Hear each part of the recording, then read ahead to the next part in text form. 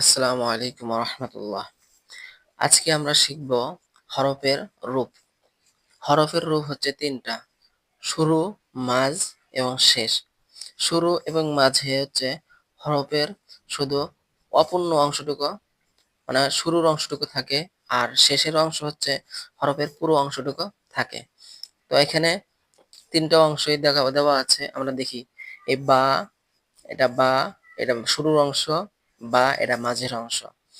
এইভাবে প্রত্যেকটা হরফে দেওয়া আছে: তা, তা, তা; সা, সা, সা; নুন, নুন, নুন; ইয়া, ইয়া, ইয়া।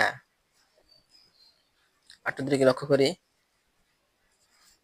জিম, জিম, জিম; হা, হা, হা; খ, খ, খ; সিন, সিন, সিন; শিন, শিন, শিন;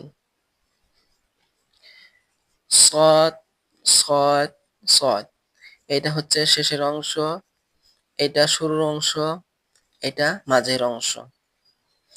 বদ, বদ, বদ; আইন, আইন, আইন; গইন, গইন, গইন;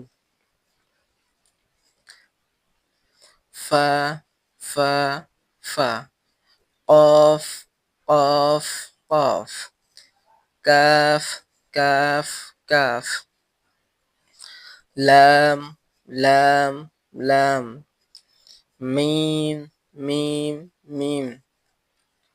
আর হার চারটা রূপ থাকে: একটা শুরুর রূপ, আর বাকিটা হচ্ছে শেষে।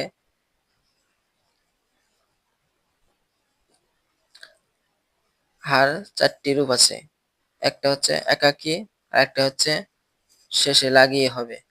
হা, হা, হা; এটা শুরুর রূপ, এটা মাঝের রূপ, এটা শেষের রূপ। এই দুটো শেষের রূপ।